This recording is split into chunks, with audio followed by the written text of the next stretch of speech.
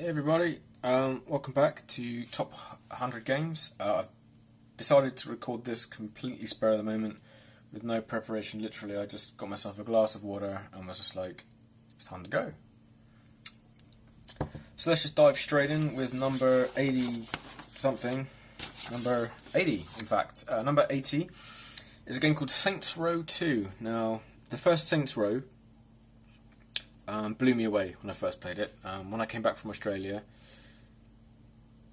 at some point in the first sort of 6 months of being home, not sure when, Lee brought his Xbox over to my place, and we plugged Saints Row in, and I remember being blown away by the fact that there were reflections on the car of things that you were driving by, and I was just like, wow, like that was crazy as far as I was concerned, and I was just like absolutely amazed by that, and that was really cool. Saints Row 2 obviously is a bit more refined.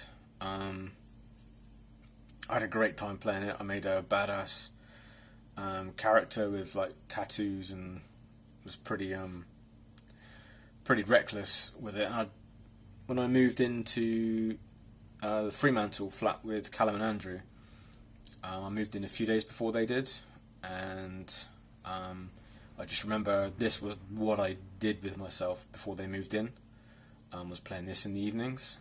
So I've got good memories of being alone in an empty house, apart from my room with my stuff in, playing Saints Row 2 after work. I worked like 10 minute walk away, so I'd walk in and then be able to start playing, and lots of fun. I've got it on my PC. I've loaded it and played it a bit, and yeah, it's still a great chuckle. It's a game that I have fond memories of. I recommend to anybody who likes the run and gun driving, that sort of thing, with the hints of mischief that Saints Row has, and the introduction is great when you're escaping from the hospital and all the guards everywhere, and you've got to get to the mainland, and when you get to the mainland everything's kind of gone wrong and everyone thought you were dead, and you're sort of rebuilding the gang up. I really enjoyed it. I don't think I've got it on my Xbox anymore. I think I traded it in, but I do, like I said, I have it on PC. I've installed it a few times. I think got my dad to play it. I think he liked it as well. So that's that one. Number 79. Now this is probably far too low, to be fair. Is Super Smash Bros. Melee. Now the only reason I think it might be low is because when I first got it, it was what I bought my GameCube for. The sole reason I played, there's in Toys R Us at the time, they had it on GameCube on display, and the game running on it was Smash Bros. Melee, and I played it and I just absolutely fell in love with it, and I don't even think I was at college at the time.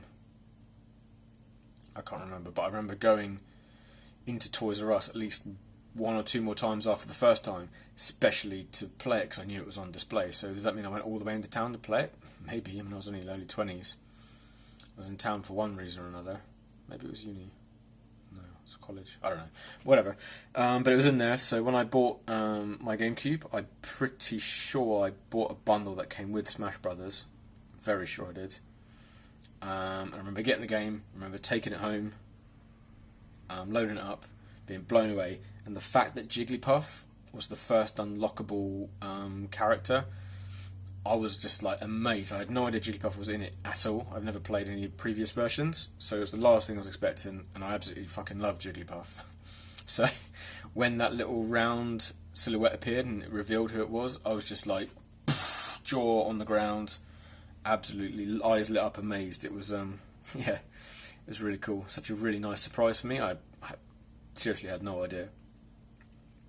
And I played it a lot. I played it loads by myself. I played it with Claire a lot. We were together at the time, and I really enjoyed playing it with her. And I had a save file that had loads of like records and that sort of thing. And then one day the memory card corrupted, and I lost all the files, and it kind of put me off playing it again after that. That kind of killed the game for me. I played it a bit, but not much. In fact, I think the last time I played it properly was in 2005, where me, Si, Anna, possibly Vicky, or it might have been Chris. Might have been me, Si, Anna, and Chris. I don't know. Played it up in my bedroom together, and that was the one and only time I've ever played Smash Brothers 4 players. And I think we only played about 3 games, but I've still got it. Yeah, still got it. It survived the mass cull after Australia because I loved it so much, and I just couldn't bring myself to part with it. As far as I know, I've never loaded it since the last time I played it. I have played Smash Brothers Brawl on the Wii afterwards, but I traded that in. Kind of wish I hadn't, but at the same time, I don't really play it. But Smash Brothers Bentley, it's great fun. You can play it single player, and it's really good fun. There's some good story modes. It's great 2-player, works really well as well if you play with the AI. I played it quite a bit with Paul too. Some really fond memories of a lot of time spent in my room with Claire for the first sort of few months where I had it. We played it a lot, and some good memories of that. I said this might be higher because I really do like this game. I just haven't played it for a long time or really felt much of a need to. So that's 79. 78 is possibly too low as well. It's Mortal Kombat 2, which I played on the SNES. So one of my cousin Phil's games. Absolutely loved it.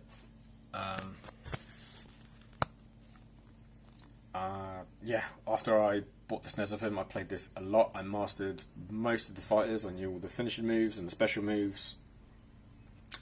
I prided myself the fact that I could beat anybody I played against without doing special moves. So they'd be trying to do like scorpions moves and fireballs and stuff, and I just beat everybody with punches and kicks, like without even trying.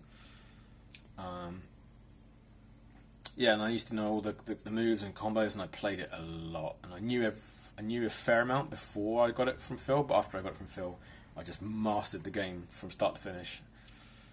Haven't really played it for a very long time though. I think once I got like an Xbox and GameCube and whatnot, the SNES kind of got tucked away a bit. But for a couple of years, I played Mortal Kombat a hell of a lot, and still like Mortal Kombat now. But Mortal Kombat 2 is the one that sticks in my head because I played it so much.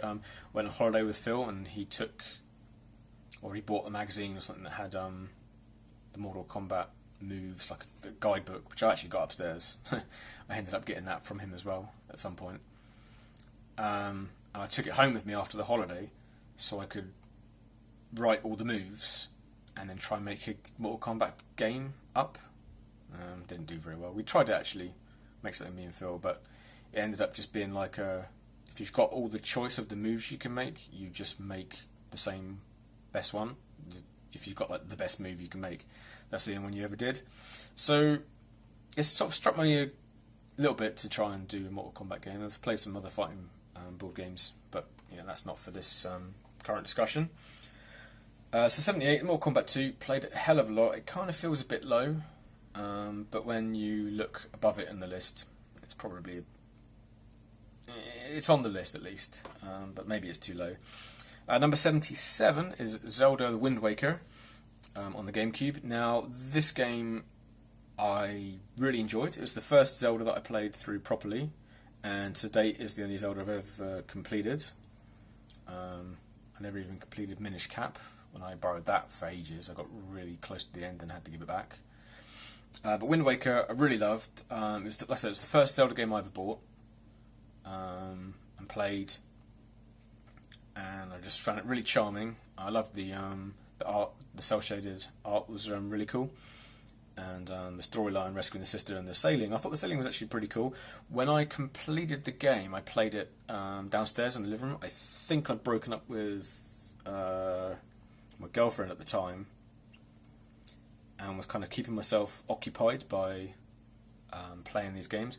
So I took over downstairs with the GameCube, and after work or college or whatever I was doing at the time, I'd play it. And so like Mum and Dad wouldn't get to watch any TV because I had my GameCube plugged in and I was playing Zelda from start to finish. And I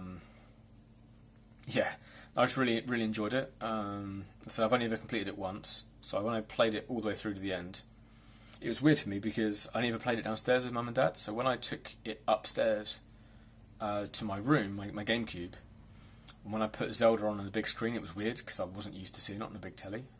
It was it's very odd. But the trouble is when you complete it, you can of course teleport around and get anywhere, and you haven't got to do the sailing anymore. Any time I've tried to play it since, I've just found the sailing to be a bit dull, and I just wanted to like get through it. So when I started it, after I completed, I went to play it again, which is I can't be bothered with the sailing, so I just turned it off. And I think I've started playing it a few times. Always got like a few dungeons in, and then just been like, But the memories of sitting next to my mum for hours on end playing it, or she was like watching or doing whatever she was doing. The fact that I really enjoyed it, the bosses were great. I was really like accomplished when I finished it, and yeah, I'm kind of glad it sort of made this part of the cut. I sort of think maybe it should be higher, but at the same time, again, like I said before, what's above it, I probably enjoy more. Zelda Wind Waker is great. Number 76 is Zombies, or Zombies Ate My Neighbours, or whatever it's called in America, on the SNES. Another game that I played with my sister quite a lot. She'd actually asked to play it, and I knew the levels inside out, so I could say left, right, up, down, and particular ones like the hedge maze, where you got the baby bouncing around. I knew like where everything was, where all the pickups and where the neighbours were, and the shortcuts and everything. It's a fun game, like running around a neighbourhood, rescuing the survivors from the trampoline and the swimming pool, and you got your water pistol to take out the zombies. I haven't played it for a pretty long time, to be honest. I probably wouldn't mind playing it again. And I played it a bit with Phil back when he had it. I don't think I've ever played it with anybody else. Maybe with Paul once or twice. Yeah, just fond memories again of playing this with Kaz. And when I think about SNES games, this is one of the ones that is frequently popping up on my mind as ones that I've had fun with. You can play it by yourself, but with like most things, it's more fun to play co-op. And yeah, just really enjoy zombies and thinking about playing zombies, and I might actually dig that one out and replay that. Number 75 is Dead Space 2. Now, this could be too low, and I've only ever played this game once. I rented it for a few days, and I played it like religiously for the 3 entire days. I don't like survival horror. It's not my genre. Just don't really like it. But this game, I was absolutely captured by, because okay, the odds are stacked against you, and I was out of my comfort zone. And the game was really eerie and creepy and dark, and there were enemies that jumped out at you, enemies that stalk you, and you're kind of like underpowered for it, and you've got to be careful. But it was amazing. I absolutely loved it. It's just sort of piecing together what's happened on the space station you're on, and then when the bit where you get to the school, and you're like, oh man, the school, this is terrible, and then you find out like what happened there, and it's really nasty, and you're just like, oh man, that's just it's horrible. Like, you know the threat that happened to the space station, so it's like, you know, Aliens. You know what happened, and then you sort of see in the aftermath. Same thing in Dead Space 2. I don't think I completed it. I have it on console and my PC ready to go back to. I did start playing the first Dead Space 3. I was going to play them in order. I think between everything I own, I've got all 3 of them. But Dead Space 2 is the one I think of. I said I only played it once, so I probably only chucked in a couple of dozen hours at the most with it. But it's a game that I always think of. It's a game I always determined to go back and play again. It's a game that I thought in theory I wouldn't like whatsoever. I only played it because it was new, I think. But yeah, well, I could quite happily recommend it to anybody who likes anything with shooting or suspense or that sort of thing, and some great zero-G stages in that as well. And the bits in zero-G where you just turn and you can just see the monsters like floating towards you. Yeah, and it's just really horrible, but really cool. Okay, so next up is number 74, which is a game called Rainbow Islands, which I played on the Commodore 64 primarily. It was a game that my Uncle Gary owned, and the time I ever played it was when we'd go round to my grand's house for visiting, and they'd have the Commodore set up downstairs, which was most of the time as far as I can remember. And Rainbow Islands was one of those games. It's the sequel to Bubble Bobble, which is another good game. And it's like a platform game. You'll get up the level, and then you fire rainbows that you can jump onto, and you can trap the enemies in under the rainbows and jump on the rainbows to collapse them down and take out the enemies. And you're racing the top as fast as you can before the level gets filled up with water. It can be quite frantic. The music sticks in my head, and every time I think about it, it gets stuck in my head, so I'm going to be singing that to myself later on today. Borrowed it a couple of times, played it at home a bit, but it was one of those games that I much preferred always playing it at my grand's house. It was a pass the joystick round. My uncle would have a go, I'd have a go, Mum would probably have a go. Just remember playing it quite a bit. Although it was one of the early ones that I remember playing quite a bit of around there. So it's one of those things that sticks in my head. I was quite pleased that it made its way into the top 100. Always got fond memories of playing this. I don't think I've played it since then. I'm pretty sure I haven't. Haven't played this one since I was little, maybe 11ish, which is quite odd. Really did think about that. Okay, number 73 is Canis Canem Edit, or Bully, on the PS2. I bought this to play on a console that I borrowed because I really wanted to play it. A few months after coming back from Australia, I borrowed Anna's PlayStation, and then I bought Final Fantasy X and Bully to play on the borrowed console. So when I gave it back to her, I still had the games for later, amongst other things that I picked up. But Bully was fantastic. I played it so much. I wasn't expecting... I don't know what I was expecting. I mean, I bought it when it was new, I think. But yeah, I just really enjoy it. The story was really good. A guy called Jimmy at school, and you can kind of fit in... I mean, Jimmy's his own person, but you can kind of... You're kind of like friends with everybody in there, and I like the fact that it's like a running school and every character in it is an actual character. There's no like unnamed person or like random pedestrians or anything, and the fact that you can actually leave the school as well and ride a bike around, and of course there's things to pick up and lessons that you can go to that make you better at other things.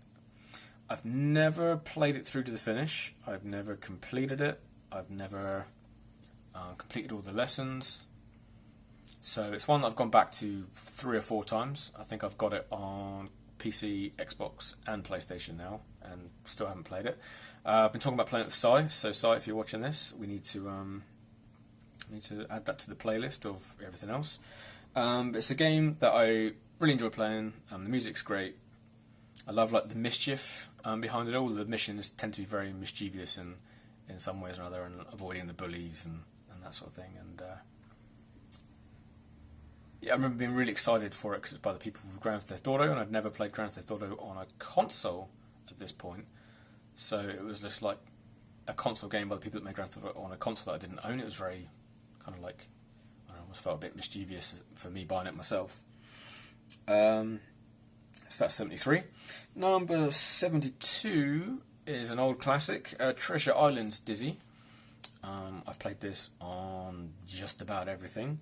It's Commodore 64 initially, way back in the day. So it was like the second Dizzy game I ever played, I think. Yeah, what can you say about this? I used to know the level. The only time I would ever die is if I made a mistake. You start off on the beach, and you go on shore, and there's the tree houses there, and you're collecting everything you need to get across the water. and then there's like the underwater grave and 2 more islands and traps and yeah. I haven't played it much since growing up, to be honest. I played it mostly when I was younger. I played it a little bit on the Amiga version, but the Amiga version, as I was playing it, didn't have the same charm as what I had played it on before. And when I talk about the Amiga version, I'm talking I was like early mid-teens, so I was comparing it to childhood. So now, when I think about it, I think back to childhood, and it's one of my favourite Disney games. I've completed it more than once. I haven't played it for a long time. The music stays in my head big time. I've actually recorded the music a few times as well. I could probably play it on just about anything if I sat down for a couple of minutes. And now I've got it running around in my head now. So the music was a big part, and it was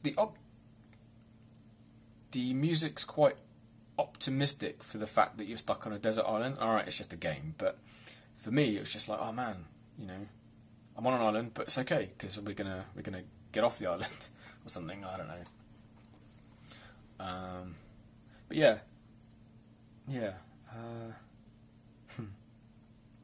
Memories of playing that. I got a Dizzy set of tapes for my birthday, for my 9th or 10th birthday. I'm pretty sure I already had this and Fantasyland Dizzy on tapes, and then got the packs with this one and the others in as well.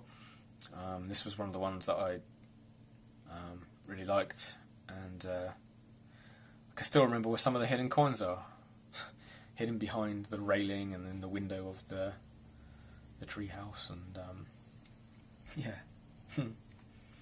Number 71, last one for now, is Tomb Raider 4 Revelation, the Egyptian theme one. Now this one I borrowed from my friend Lee when I was at college. This is the first, incidentally, this is the first Tomb Raider that I ever played. Well, you know, properly, apart from like the demo of the first one on the PC. So this was the first one I played, and I love Egypt anyway, so that immediately made this game 10 times more interesting than perhaps it should have been. I got quite far in it one time. There was a few puzzly bits that I probably wouldn't have had the patience to figure out by myself back in the day, but I found this really good guide online that had is a picture guide, so it showed you exactly where to go. So I was following that for a bit, and I must have got lost somewhere because I was in this massive great underground cavern and I couldn't figure out where to go, and I was just going round and round in circles and then couldn't ever figure it out, so I stopped playing.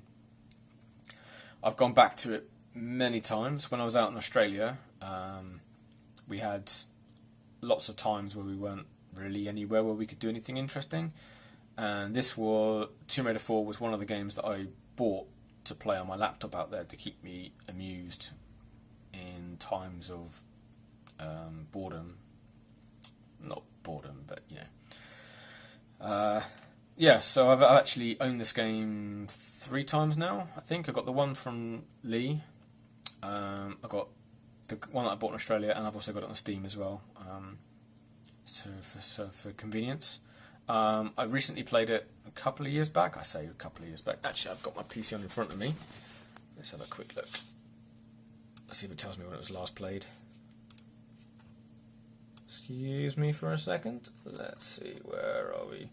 Tomb Raider Last Revelation. Last played 19th of March 2017. So there you go. I actually played it way more recently than I thought I did. But yeah, so this is, like I said, this is the first Tomb Raider I ever got. Really like the introduction to the game as well, and the puzzles, like a chess piece puzzle or something in there, where you're looking down over the chamber at what you're moving. And the driving bits, and obviously the shooting bits, jumping bits, and there's crocodiles, I think. Not sure. I know there's mummies and that sort of thing, and Man, it's made me want to play it. Do you know, it's actually installed on my computer. So I might actually give it a whirl once I finish recording this for a wee bit. That's about it. Now, as I've been going along, this is the third batch of recording now. I have been thinking of things that I haven't added, but I don't want to say them because it's spoilers. But the thing is, if I was to add them now, it would push everything down, and it would kind of ruin everything. So what I'm going to have to do is just note them all, and then maybe redo this one day, or chop it up. I don't know. So that was 80 to 71, and next time around we'll do 70 to 60 something, and then we'll see where we go from there. Cool. Thank you.